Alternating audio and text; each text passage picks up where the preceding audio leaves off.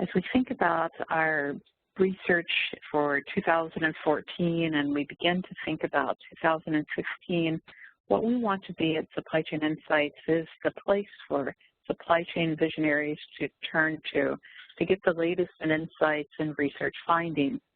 It's our goal to be able to provide these monthly complimentary webinars to help you and your team to be able to get the latest from the research. The goal of the webinar is to have a research panel to share the data, share the insights, and to be able to drive this level of understanding. All of the slides will be provided in SlideShare following the webinar, and we will also be providing a digital link of this webinar to all participants and share it. As we go along, please feel free to enter your questions in the question window at the bottom of your screen, and we will include your questions as part of our dialogue. Today I'm joined on our panel by two of my favorite people, Mickey Northrizza, who's currently with Bravo Solutions. Mickey has been working many years in the procurement area, and she also worked with me when I was at AMR Research. Good morning, Mickey. Can you tell the group a little bit about yourself? Good morning, Laura. It's nice to be here with everyone. Sure. My background is a practitioner for 22 years, and I spent quite a bit of time with AMR and Gartner. As you know, in the last few years, I've been focused on strategic services with Bravo Solution, a sourcing, spend analysis, technology, and services provider. And Mickey, I understand you also do quite a bit of work with ISM. Can you tell the audience a little bit about that work? Absolutely. So I'm part of the founding board of the ISM Supply Chain Risk Management Group. We are actually putting our first big conference together for public and private sector in Washington, D.C. next June 3rd. So anybody's interested, please reach out. And what we've done is spend a lot of time helping the companies understand what the risk issues are within the supply chain areas, understanding how they can make some major differences in what they do from a day-to-day positioning, and then to help them look forward into the future and understand what some of the concerns are there as well. We have webinar series. We do a lot of educational events as well as the supply chain risk management conference that will be next June. And we do have some people from ISM chapters on the call today, so please reach out to Mickey for more information. And Roddy, tell the group a little bit about yourself. Sure. Well, I'm Roddy Martin. I'm a partner with Accenture. Been with Accenture for just on almost 2 years. Previously started life in a steel plant in South Africa, and then on the leadership team of what is today SAB Miller in various engineering, supply chain, and manufacturing roles. And then came out to the United States to effectively start up the supply chain practice, the user-focused supply chain practice, built a very strong team, people like Laura and others who have gone back to industry. And with after the Gartner acquisition, joined Accenture as a partner. And I focus on supply chain strategy. Spend time mostly in life sciences, but I still cross over into consumer goods and industrial.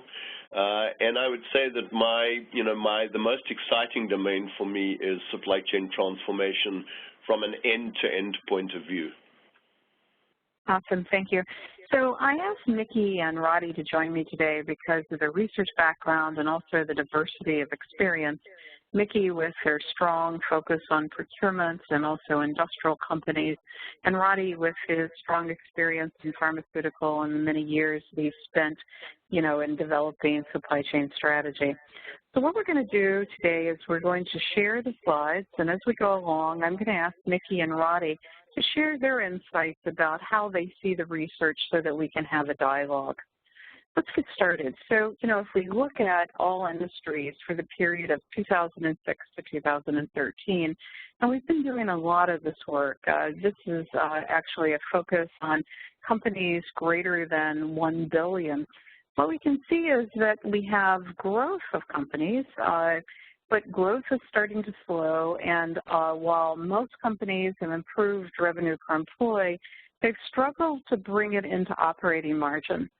And we also see that cash-to-cash turns have accelerated, but inventory has had a struggle. And so we've primarily elongated cash-to-cash cycles by increasing payables, but we still struggle with inventory turns. How do you feel about this chart, Mickey? What do you see? Well, it's no surprise on the operating margin, especially when you see that from a retail perspective, and you see the numbers there. I think grocery retail and retail apparel industry. When I start looking at the inventory turns and the cash-to-cash cycle, I think the point comes down to there's some room for improvement from an S&OP standpoint. What are we really doing within our businesses, and how do we forecast that out? And then actually, how do we plan for that? So when you start looking at the supply chain, how do we reduce those cycle times but still make the right choices so that we can basically impact the numbers that we need to impact to make a difference here? And it's great, by the way, that I see the revenue per employee going up. So that's, I mean, I think that's a good standpoint. And the SG&A ratios are interesting when you look at them across the industries. I'm sure Roddy's got some thoughts on that one. Sure, yeah, you know. Mickey, Sorry, Laura. One second. So, Mickey, as you look at the cash-to-cash cycles and the elongation of payables, what are your thoughts there?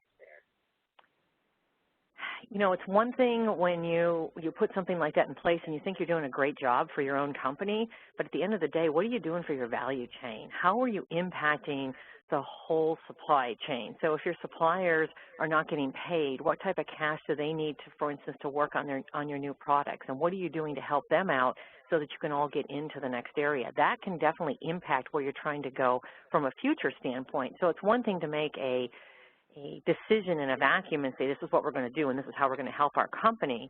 But helping your company also means working with those suppliers for the future. So you need to make the trade-offs of where you need to be both currently versus where you want to go in the future. Yeah. Roddy, how about yourself? What do you see in this slide?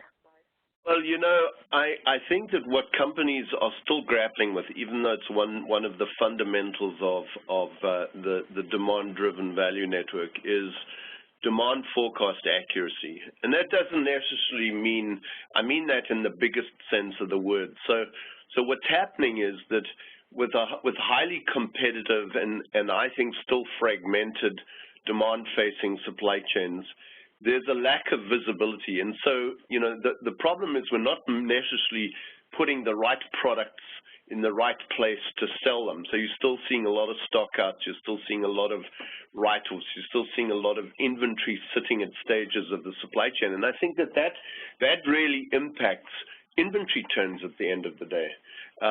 So that, you know, I think that impacts the cash-to-cash times, it impacts working capital.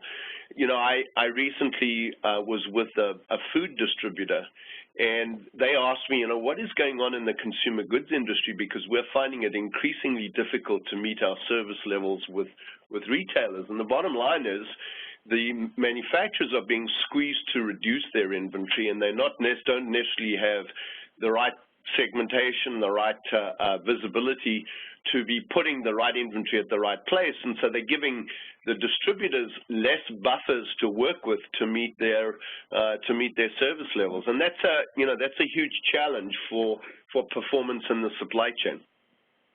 So I think the root of all evil is this collaboration, you know, downstream at the customer face, improved demand planning, and better visibility into the supply system so that we can actually act more efficiently as an end-to-end network. You know, Roddy, one of the issues that, you know, I see in this next chart where we ask people to describe their current supply chain, and this is from a number of research studies, about 278 responses. And when we ask people, they say it's traditional, it's tactical, it's cautious, but there's great room for improvement. And then it's primarily inside out. In other words, more focused on orders and shipments, not outside in.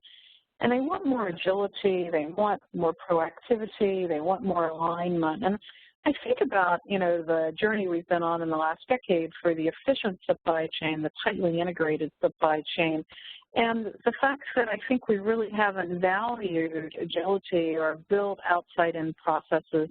What is your perspective here?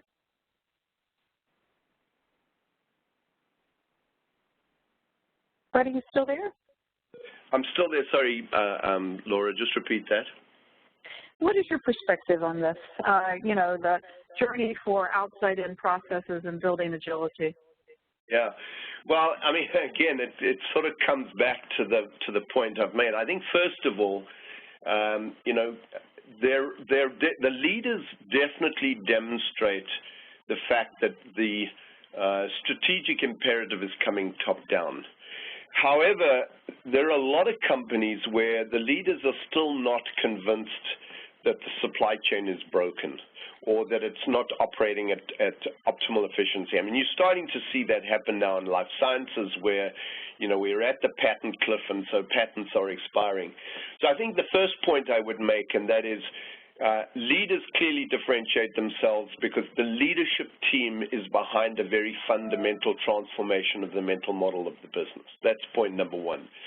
Point number two, once the leaders have accepted the business case and the, you know, the best practices and have looked at companies that are well on their way on the journey, it's now getting into execution mode because there's a ton of stuff that needs to be done differently. You know, it might even be as simple as, you know, building collaborative relationships with customers. It might be, you know, improved tools for forecasting that are not looking at forecasting in as static a way as possible. It's a different set of IT, right? I mean, it's not to say that all the transactional IT investments we've made are wrong, but they're not enough. And so therefore, this whole concept of the digitized value network or cloud-based control towers, however you want to, you know, frame it up, the idea that we can now separate goods flow from information flow, we can mine social media to see what's happening with our products. So I think there's just overall a fundamental change in the way the business is working, and it needs the leadership team to drive it from a transformational change management point of view. I think, you know, talent and skills are weak in respect of being able to operate in an end-to-end way, but I think companies realize that, and there is an aggressive search for talent in the marketplace. Vicki, how about your thoughts here? I think Roddy's touched on them, and as have you, Laura, but I would add this dimension. We spend so much time looking at efficiency within our supply chains and somewhat in the value network, but we still aren't making the trade-offs from customer to customer into our own company and to supplier and to their supplier. We're still not looking at that in a holistic manner. And if we can start putting that together, so that not only are we aligned internally, but externally as well, and we start looking at it from an outside-in approach and looking at whether it's social media, whether it's technology, whether it's business processes, even the performance of each organization and the individuals within it, if we can start looking at that from a whole holistic standpoint and look at those as knobs that we turn and we make the trade-offs, positives and negatives, and start putting that together, we're going to actually bring more from a strength standpoint than just these pieces that have gone on in the past within an organization and using a little bit externally. Yeah, but Roddy and Mickey, one of the issues is that we're very stuck in an inside-out paradigm, right? You know, the order-to-cash processes have been our focus. We haven't made much progress in the use of channel data. Our processes are still very enterprise-driven. We find that Excel spreadsheets and facts and spreadsheets are the primary mechanisms for business networks. Roddy, what advice do you have for somebody looking at 2015 strategies to change that paradigm? Well, I think it goes back to the point of view of change leadership. You know, there are enough. Go out and benchmark yourselves, not within the vertical, but outside of the vertical. There's companies that have made the switch to outside-in thinking, and they've been led by leaders. You think of the Samsungs, the Procter & Gamble's, you know, AB InBev is starting to move to that same model. Consumer electronics has been in that space for a long time. So my first suggestion is get the leadership team to go out as soon as possible and look at and ask questions of companies that have made this transformation, because it is all about prioritizing the right stuff. Second of all, make sure that for 2015, we're coaching and developing some leaders who are going to take a leadership role in achieving the 2015 strategy. The third point is, benchmark strengths and weaknesses, right? Because not every company has the same strengths and weaknesses. And so in some cases, for example, I'm amazed that demand forecast accuracy or just demand visibility is not a major imperative in the business. And you'll see companies chasing something like on time in full and visibility of the end-to-end supply chain separately. And I would argue that it's one and the same problem. So my last point would be start driving an agenda to improve visibility upstream and downstream and make it integral to the planning process that's got to be demand-driven and not just balancing demand and supply. So focus on integrated business planning, if anything. Nikki, what advice do you have for somebody that's looking at 2015 strategy? I like Roddy's standpoint around integrated business strategy, but I also think it's one thing to have a strategy. It's a whole other thing to be aligned from the value chain perspective. So what is your value chain?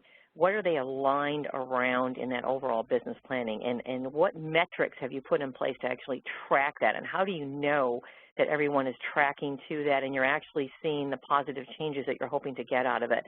The other point that he brought up around the benchmarking, that outside in, understanding what others are doing to get some ideas and to see where you are and your value chain is, not just your own enterprise, but the value chain itself. And then I would actually, take that a step further where I start to think out of the box. I don't have to solve the problem like everybody else did. Be willing to try. Be willing to look for different alternatives and different paths that you want to go down to make a difference in what you're doing in that value chain, alignment, integration, and the benchmarking to make a change. So, Laura, just something I would like to add, and it's all very well, we all get very excited about the demand side of the supply chain, the end-to-end supply chain, and sometimes I don't hear enough focus on the refocus of the product supply network side. So a couple of typical scenarios. Contract manufacturers are still managed by procurement. They're not managed as part of the product supply network. That's point number one. Even though we're agile enough to respond to volatility on the demand side, I'm not so sure we still have, or we have a good enough capability and understanding of our lead times and cycle times on the supply side in our manufacturing plants. I love the segmentation perspective that says, once I understand what segments I'm serving and what the characteristics of the 4 or 5 supply chains are, I should be able to map that back into my product supply network to ensure that I've always got reliable, predictable product supply.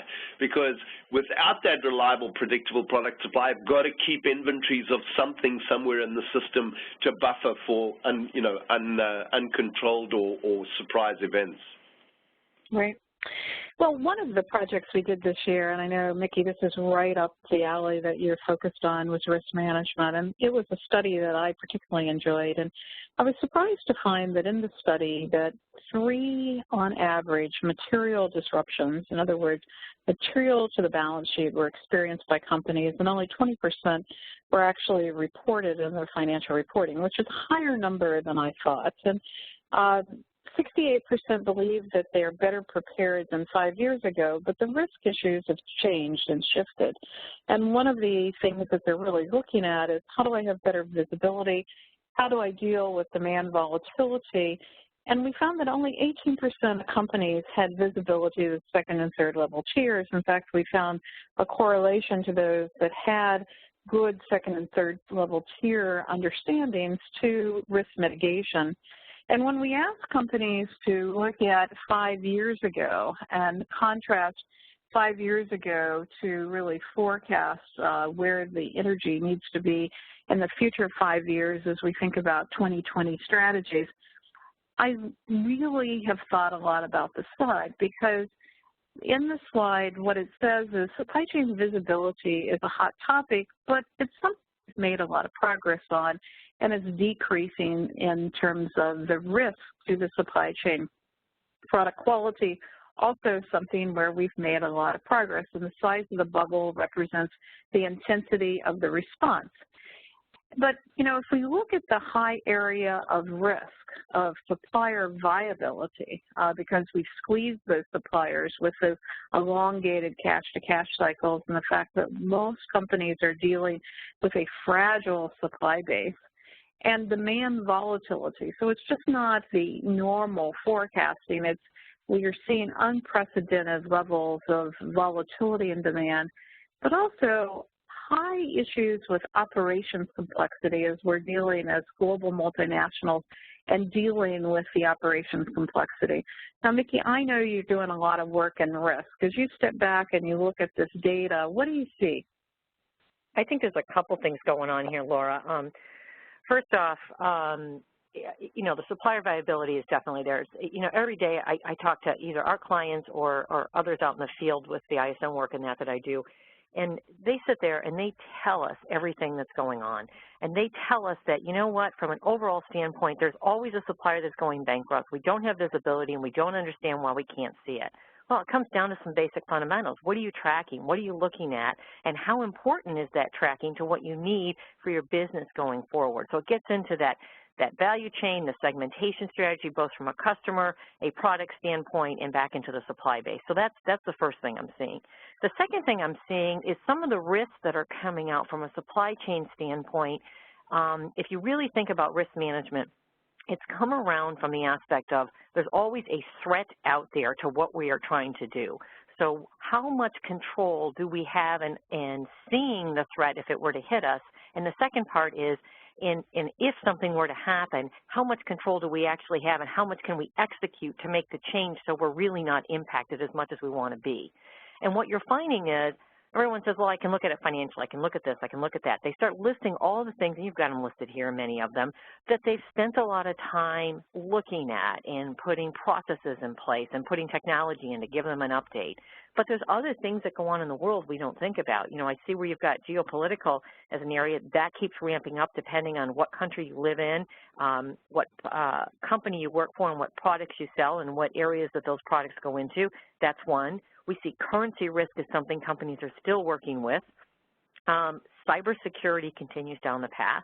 And another risk that companies as a whole need to plan for, and I know, Laura, we're going to get into this, so I don't want to say too much on it, but when you look at talent, you know, I spoke to somebody in D.C. last week, and they told me that right now the baby boomers are retiring at $13,000 a day. I don't know if that number is true or false, but that's what they said to me. I said, come on now. No.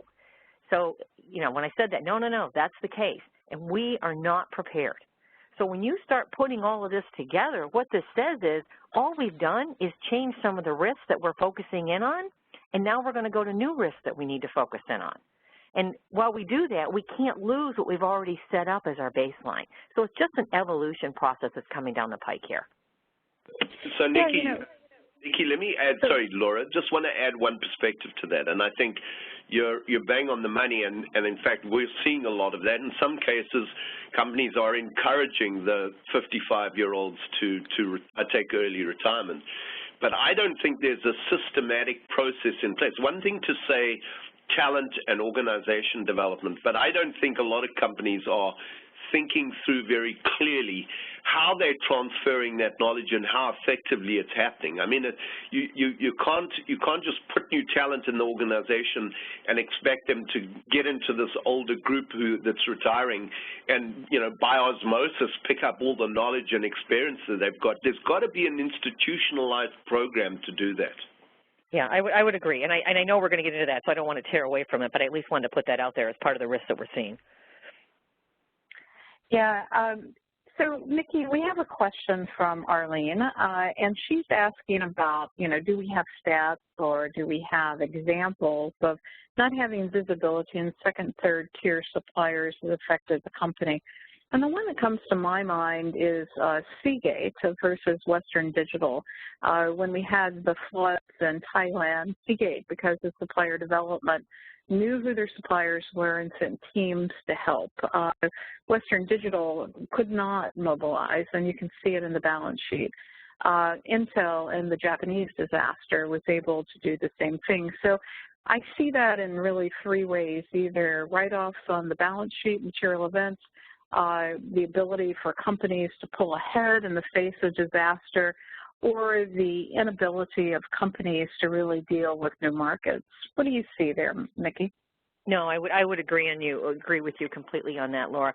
Plus, sometimes I don't think on the supply side we truly understand the nature of that value chain from the aspect of the tiered supply network and what each one feeds. And if we're only looking one level down and we don't understand who the main suppliers are that are going to help us get that product from that particular supplier, and we don't start looking at some of this, what happens is we get these surprises. And that doesn't, it also shows up, or I'll throw it another side, not besides just natural disasters, it shows up in supplier viability. You know, when I spent some time speaking to an electronics company, which will remain nameless at this point, they told me that as they started looking at their products and that, they realized they needed, in a couple of products, needed to spend more time with one supplier and his sub-tier suppliers so that they can ensure that they had the product over the next 5 years. What they found out is when they brought that supplier in, they had already put the investment in from the company standpoint, and when they talked to the supplier about it, they said, no, we've brought all those lines down and we've gotten rid of those suppliers because we don't see any work going forward to it.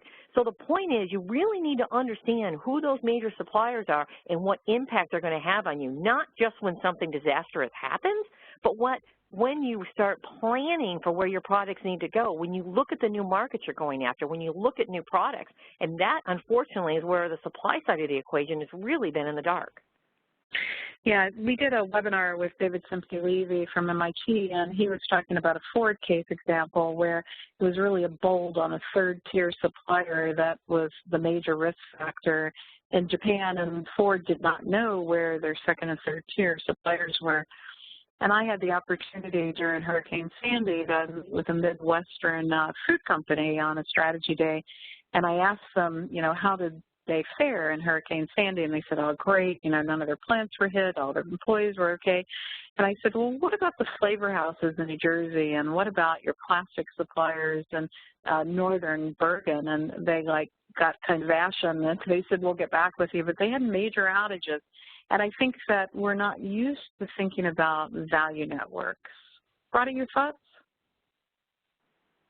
Yeah, I agree. I mean, I think part of that problem is that we haven't, you know, there are very few companies who are accurately able to accurately quantify value in the value network. And I think that's part of the challenge of leading this outside-in transformation. I mean, it sounds very logically correct. No, I mean, you don't have to be a rocket scientist to say, well, I want to be driven by demand and not by supply, and I want to manage my supply to meet my demand. But I think quantifying the value is the real hurdle that the leadership team needs to get over. And I have seen some companies who can tell you, for example, that supply chain on its own and the end-to-end transformation has added, you know, $1 billion worth of NOS, net outside sales, to the actual business numbers.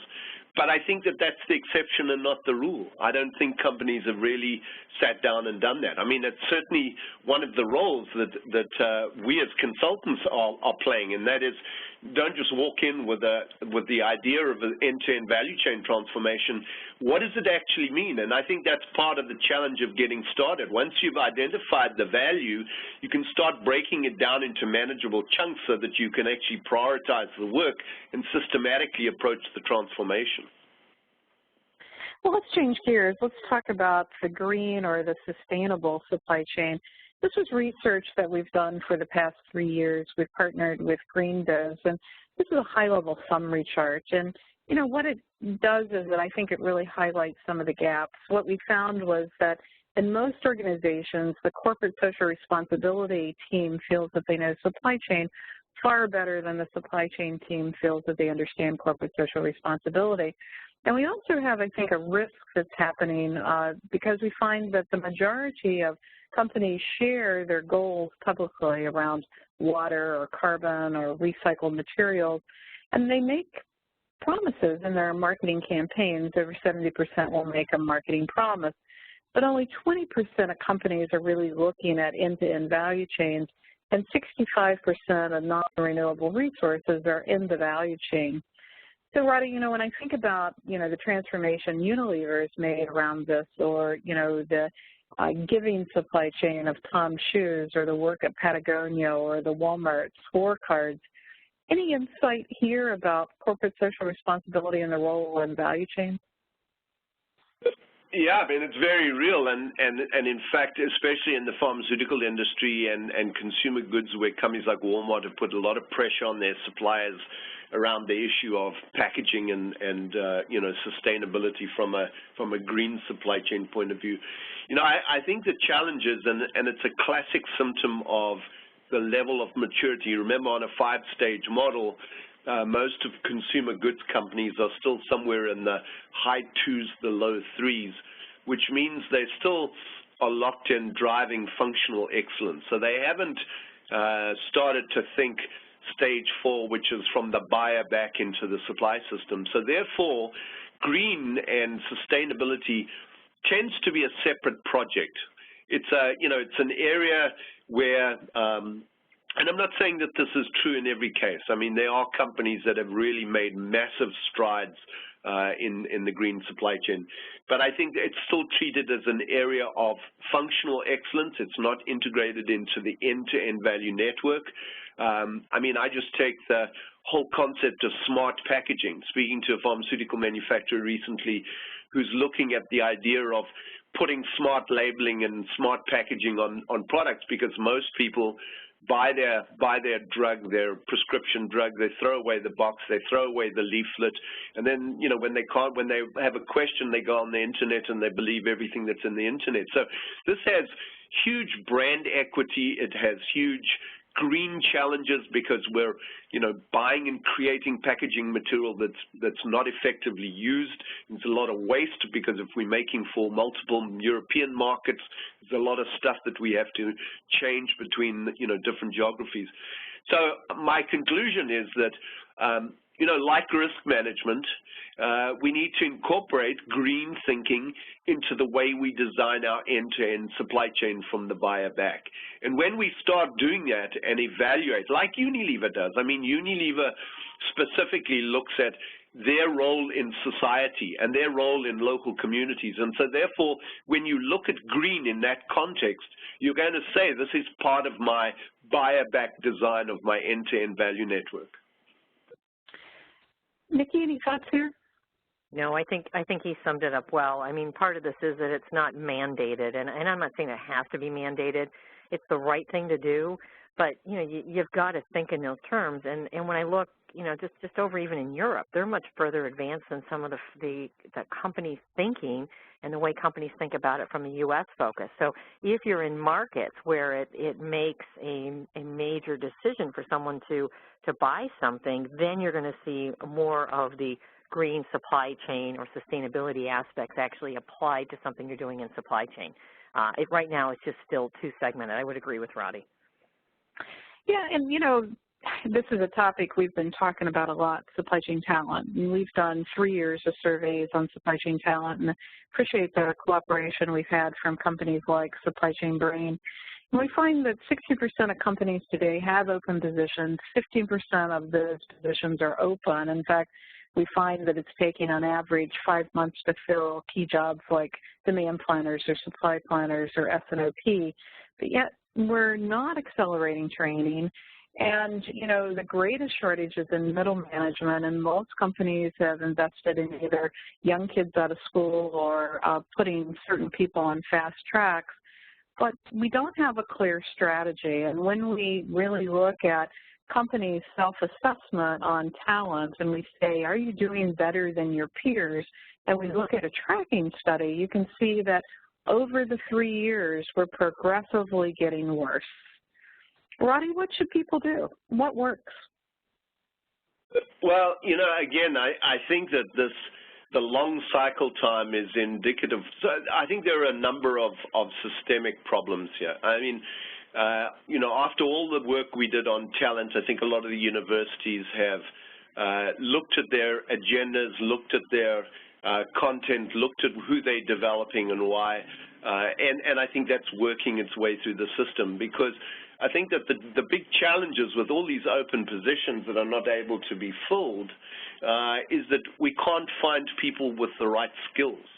and they're still working their way. Remember, the studies that we did were 5-6 years ago, and so therefore, you know, getting those folks through the universities and colleges, getting them some experience, and I think this is one of the reasons why so many of the big companies are letting go on early retirement, the sort of 55 to upwards age group, is to make space for these folks, for the younger folks, to move into positions. But I think culturally, you know, they're walking into a minefield because there's heavy pressure on supply chain to deliver security, to deliver growth to the business, and therefore we're putting people who could be, who maybe don't have the right skill sets, we're putting them into fairly powerful positions, or stealing from other companies, and simply it's a movement of gaps. So I think the bottom line is, you know, we need a concerted effort to bring people up to speed, to mentor them. I heard of one very, very clever story from a really big consumer goods company. It's brought in a whole lot of, you know, young students and interns, and they're coupling them to these, you know, older folks who are on the verge of retirement. And the unexpected spin-off that they're having is that they're finding this older group is thinking slightly differently about things because the interns are challenging them to think differently. But second of all, there's a transfer of knowledge back to the interns, and so therefore they're working in a fairly coached environment so that they don't walk into, you know, making stupid mistakes because of their lack of experience and skills. And I think a systematic approach to bringing and onboarding talent, giving them experience, exposing them to experience, you know, that's the way we're going to address it. I mean, you're just not going to find enough middle-aged, you know, career-hungry supply chain experts because they're just not around. The good ones have been snapped up into organizations, and they're not going anywhere. Yeah, you know, I got an email from a chief supply chain officer in Hong Kong the other day that says, you know, how do I find people with the skills for the digital supply chain? And I said, you know, unfortunately, you got to build them. You know, and she said, well, what techniques have you seen work? And I love your story, Roddy. I've also seen a company take people cross-functionally from a country like Greece or Egypt and have them move to Hong Kong for short-term assignments, and kind of peer networking could be cross-functional. And I've seen that work really well, where they've got kind of a specialized project to contribute, and it gets them really a better understanding of, you know, the organization at a global multinational level. I've also seen people start to retrain and reskill people in logistics or customer service roles because, you know, we don't have the same talent gap in those roles that we do in some of the planning and analytics roles. And we also did a webinar last month with Marty Kislik of FMC and Chris Klaus from Costa Coffee. And, you know, at the end of that webinar, Marty said, you know, what I'm going to do is I'm going to give innovation funding to my 30-year-olds to really talk about analytics and the Internet of Things. And that's very similar to the model that I see Fran O'Sullivan deploying at IBM, where they're actually taking people that are new to the organization, have the paradigm around digital technologies, giving them innovation funding and challenging to think differently. Mickey, your thoughts? What have you seen work? Just a couple of points I want to bring up here, Laura, and that is, I think part of this talent issue is, as you guys have described quite a bit, I think there's also another issue within companies right now that they're not thinking of.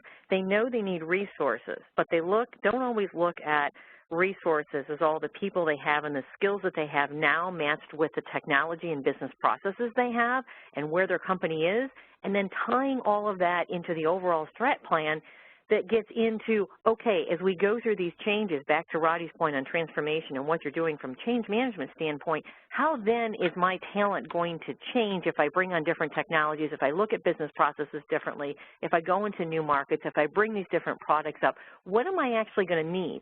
And so some of that mapping needs to be done. Many companies that I speak to on a day-to-day basis, they're not even touching that at this point in time. They're just trying to get where they need to be right now. They can't even think in the future. So I think that's one. The second thing is I spent some time last night, some sort of special I saw on TV around education costs and how a lot of young people can't afford it. They're dropping out of going into MBA programs and some of the supply chain schools as well, because the costs have become very substantial. So the next part I would add to that is what kind of training in that can be done if it's too expensive at a university, or what needs to be done at the university levels to work closer with the companies to actually bring those people along and those talents and those individuals who want to succeed and want to go into those levels so that they can get to that next standpoint. Yeah, all good points. And, I just think we can't assume the talent is going to be there. We see that the average supply chain organization is about 14 years old, and 1/3 have a HR function that's about 6 years old. And I think what we're starting to do is develop kind of that understanding of HR capabilities in supply chain, because these aren't small teams anymore. I mean, I'm dealing with companies that have thousands of employees, and it is a real need for, I think, some real HR discipline. Roddy, anything else before we move off of talent? No, I think we've made it's kind of interesting when you boil all of this down. It's, there are a couple of just fundamental points, like the leadership team has to accept the new mental model of supply chain. Second of all, if we're going to transform to end-to-end, there better be a good business case where we've quantified the value, because we're not going to subject the business to any risks. And then we need the right talent to run it. And if we've got visibility of demand volatility and we've got an agile business, there is your recipe. But it's easier said than done, I think, for a lot of companies. Yeah, well, let's move into the next topic, because some people try to really deal with the talent issue by asking the question of supply chain centers of excellence, and to be able to look at, can I build this talent for a supply chain center of excellence? And when we do the research, we find that about 1/3 of companies globally have a supply chain center of excellence, 40% in the U.S. or North American market. But the success isn't guaranteed. It's about half of the companies will say that they are able to really consider themselves as building a successful supply chain center of excellence. And those that can have better alignment. So, Roddy, what are your thoughts here about supply chain centers of excellence and why it's difficult to build a successful one? Well, when we were preparing, I told you a story about a company that's point of view on centers of excellence is that it's not a place to put people that you don't know, where you don't know what to do with them. This is a place where you put the best of the best in the business. They've got to be player coaches. That's first and foremost. I mean, they've got to be influencers, they've got to be credible, they've got to know how about change management, and they've got to be functionally very, from a functional point of view, very capable. So that's point number one. Point number two, it's got to be a full-time capability. You don't need to have hundreds of people in a center of excellence, but a center of excellence is not something that you can do in your part-time. It's got to be fully manned, and I can tell you many organizations who've got manned centers of excellence with very competent people. You're talking about, P&G, you're talking about SAB Miller, you're talking about DuPont, and that's just to name a few that I've had connectivity to. So I think it's got to be really mentored and sponsored by the C-level leadership team. Number two, it's got to have highly competent and credible people. It's got to have change management at its core, and these are people who have had to have proved themselves in the business. I know of one company that never allowed people to stay in the center of excellence for extended periods of longer than 2 years. They'd make them go back into the business for a year, prove themselves, update their skills, and then bring them back if it was justified into the center of excellence. So this has to be seen as a major transformation enabler, not just, a dumping ground's an unfortunate term, but not just a home for people that may be functionally very competent but are not influential enough to drive change in the business. Yeah, it's not a place for retirees. Jeff asked the question about, does it require holistic thinking when we think about talent? And I would say yes, but Roddy, how would you define holistic? Well, holistic is people, process, and technology, not to sound trite. I mean, you've got to understand the change management talent aspects of people. You've got to be able to manage people because you're driving change across, maybe a global business. So that's the first point of view. The second of all, you can't abdicate the role of the Center of Excellence in driving technology change as well. So these have got to be people who are savvy on the technology level of the business. They don't necessarily have to be technologists, but they've got to understand good from bad, and they've got to have, be able to benchmark and drive some sort of a technology or coach a technology strategy. And then they've got to be process thinkers. I mean, we can't, if you put too many tactical people in a center of excellence, you'll end up with a project management organization, which a center of excellence is not. So when I say holistic, I mean people, process, and technology. And trust me, we all know how hard it is to find people who are balanced across all three of those domains. Yeah, Mickey, your thoughts? Laura, I actually had a question for both you and Roddy, and okay. I think you'll come at it from two different standpoints on this. And that is, as much as companies may or may not have a center of excellence, and in this particular chart you're speaking exactly to alignment between marketing and finance, the bigger question is, without a center of excellence, what does your performance look like in the supply chain versus with a center of excellence, and if it's done properly? Yeah, and what I find is that many people don't have clear charters and they haven't defined excellence, right? I think people say the word excellent, but it's hard to define. And, it isn't just I'm going to take best practices, because practices really need to be honed for what people are doing. And I think people don't spend enough time thinking about excellence, thinking about what the charter is, and thinking about the future direction. As superficial as that may sound, I think that is really at the core. The second thing is, I think many people make the mistake of pushing dogmatically practices on the organization. And I remember talking to Rick Sather at Kimberly-Clark at a recent conference where he said he really measures his work based upon pull, not based upon push. And he actually tracks the projects based upon pull. And so the more that people can pull, or that it's a service that people want to pull, the more likely it is to have a successful center of excellence. Roddy, your thoughts there? Yeah, I agree. I mean, to Mickey's point, I think that the one challenge that you've got with the Center of Excellence is you're adding some overhead into the business. So you need the leadership team to recognize that they're making an investment in the future. You're not going to necessarily see immediate returns in value. You're not going to necessarily see immediate jumps of excellence. This is why defining the roadmap for a center of excellence, identifying quick win projects. I mean, let's go back to Kotter's principles of driving change. I mean, we need some quick wins here to give credibility and credence to the center of excellence. But I agree. I think that we're trying to measure too much. And I think that the real risk, I think the biggest risk of a center of excellence is that it turns into a project management organization that's chasing a ton of metrics and lots of small projects. And I think we've missed the point. Well, and Roddy, to that point, I was just going to say, Roddy, to that point, that gets at the individual Laura was just talking about. It becomes a push organization versus a pull and getting the value. Yeah, this is about, when we were preparing, I told Laura about this organization who will not put people into a center of excellence unless they are regarded as sapiential leaders. This is not people who lead with hundreds of people or huge power bases. These are people that are very influential. They lead by wisdom. They lead by experience. They have the credibility of the leadership team. They don't have to spend their life justifying and defending things that are done. It's a change management role first and foremost.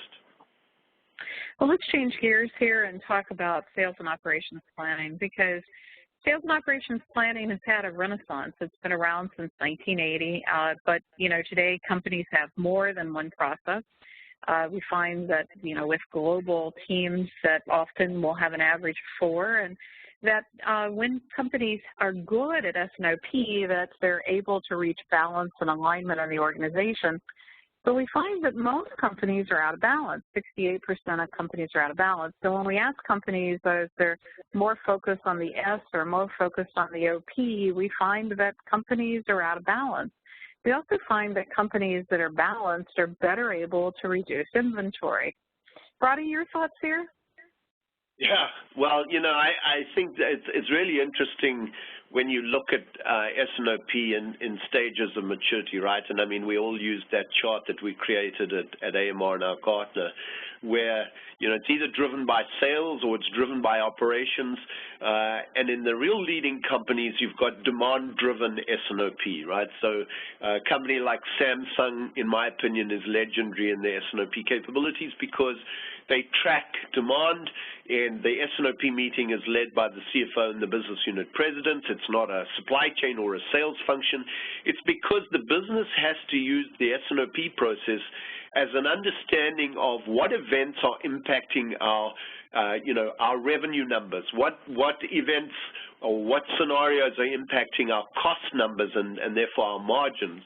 And so you can't put either sales leading S&OP or operations leading S&OP. It really has to be the business leading S&OP on a very efficient process. So I think that in many cases companies have gone overboard on the process and not really understood what the real value proposition of S&OP is. And I do think that, again, we said this going back years, and that is, you know, you've got effectively two data models. You've got a customer-based data model with a whole pile of data, and you've got a supply-focused data model with all the sort of planning data, but we don't have a harmonized set of data with analytics where we can look at profitability. You know, are our segments wrong? What events have impacted us and why? Do we have an understanding of, you know, whether this is a fast, very predictable supply chain with tight relations with customers, or is it a new product that doesn't necessarily have relationships with customers and it's not yet as predictable?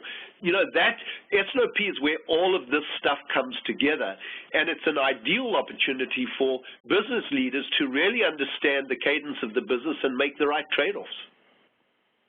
Mickey, thoughts here?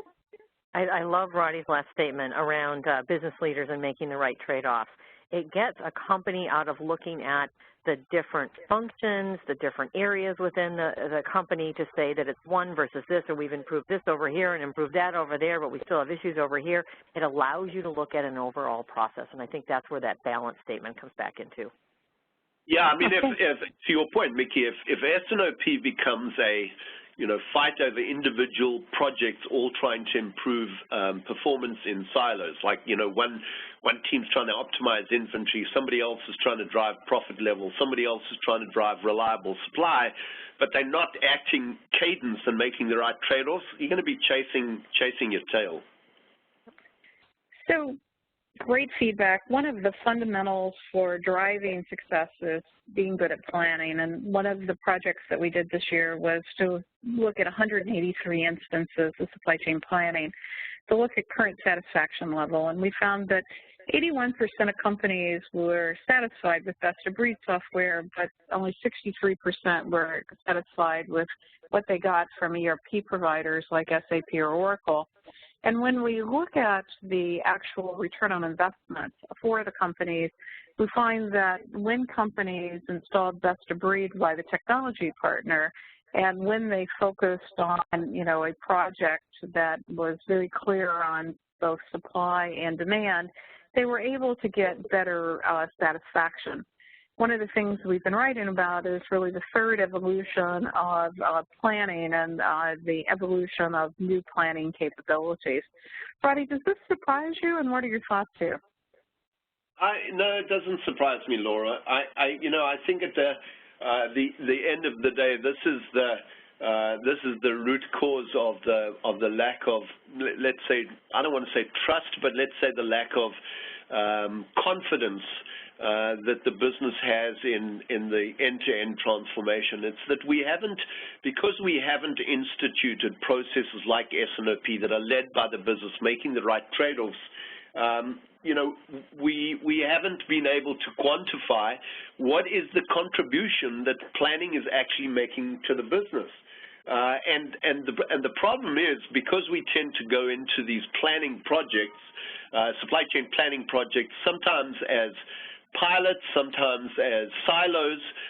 We don't necessarily deal with all the implications that are upstream and downstream, and so therefore we tend to limit the value that supply chain planning will deliver. These projects take ages. They come up against, lots of unexpected challenges. They don't necessarily deal with the change management elements at the level that they should be, and so therefore, what do we see? We see a lack of return, basically, on what these projects could deliver. Yeah. So, Nikki, as we wrap up here, we've talked about major ideas for talent, really seize the talent development, the holistic focus on end-to-end, and embracing new business models. Anything you'd leave the audience with today? Yeah, as much as we've got all this in here, I think there's a couple things that come out. The first is manage the relationships as part of this. Obviously my background is this whole supply side within this, and I really feel strongly that those supplier relationships at all levels of the organization need to be tied into that full value chain, and the value must be reaped together with them. So collaborating and working together with them as you go into 2015. I think you need to think about alignment. What does alignment mean, not just to you and your portion and group within the organization, but how does that come back into the rest of the organization? What does that mean as you extend out and you look at the entire value chain and where you're going to come from on that? And the last piece I will leave you with is there will always be a risk in the business, no matter where you are and what function you're in. What are you doing to minimize any issues that a risk could bring you? And if you haven't thought about it, what are those new and upcoming risks that you need to start understanding so that it doesn't impact the business? Yep. Yeah, I agree. And, Laura, just one point I wanted to add on that as an afterthought on that supply chain planning. We had this discussion the other day, and that is this whole question of can one vendor deliver everything, or is a best-of-breed environment? And I think, we've gone through times when best-of-breed seemed to be the answer, and then we said, no, it's one vendor that delivers everything, and I think we're now going back and largely enabled by some of the technology changes like the cloud and these control towers, et cetera. And I think that if I look back on the companies who have really epitomized supply chain transformation, they've tended to be very good at making the trade-offs around best of breed. In other words, it's not a free-for-all, any vendor gets to play, but there is a very clear architectural strategy about what's core and what will be from one vendor, and what's core and what's one vendor. Oh, sorry about that. Somebody choose to. It's amazing. I never call and then suddenly receive a phone call on the webinar. Yeah. So I think a balanced approach to best of breed and what's core and what you need to standardize on in terms of, one big vendor with peripheral applications. I think that's a really, really important capability, and that's why the leadership team has to be behind this transformation. It's not about let's just buy one vendor and solve all our problems, as we have seen companies do before, and they've painted themselves into a corner, I think, to a large extent. Great. Well, I want to thank Roddy and Mickey for joining us today. Our next webinar is What Happened to Demand-Driven? We're going to have a spirited debate with Rick Davis from Kellogg's. Roddy will join us again. Colin Mason, who worked with us at AMR Research, who's now at Microsoft, with a strong focus on manufacturing. Carol Patak, who leads the Demand-Driven Institute and has done a lot of work on rethinking DRP and MRP, and Steve Velamenti, who I consider to be a real innovator in demand-driven. So each of these leaders is going to talk about their definition of demand-driven and where we're at. And this is part of our monthly webinar series. It's in a countdown to our global summit. And along the way, we'll be encouraging people to have podcasts with us. And we encourage you to take our podcast with you on your holiday vacation. Listen to supply chain leaders. We want to capture all of the insights of supply chain leaders so that you can be in the know even though you're on the go. And again, we welcome you to come to our Global Summit September 9th and 10th, 2015, where we'll be exploring the Supply Chains to Admire work for 2015, the building of the digital supply chain and defining new business models, and then principle-based leadership. We'll also be unveiling a new simulation activity that we'll be playing at this conference, which helps people to understand the value proposition of outside-in processes, and also our public training and our ongoing webinar series. And I'm pleased to tell folks that my new book, Metrics That Matter, is actually on press right now. Will be shipped from Amazon next week, which is extremely exciting. And so we continue the journey to be able to provide research for supply chain leaders. Connect with us, either our blogs, you know, our webcasts, our podcast, or our research. We appreciate everyone that's helped us in our research journey, and we hope we help you to be more successful. Thanks very much. Roddy and Mickey, thank you again for joining us today. Thank you, Thank you. Thank you. Bye-bye. Bye.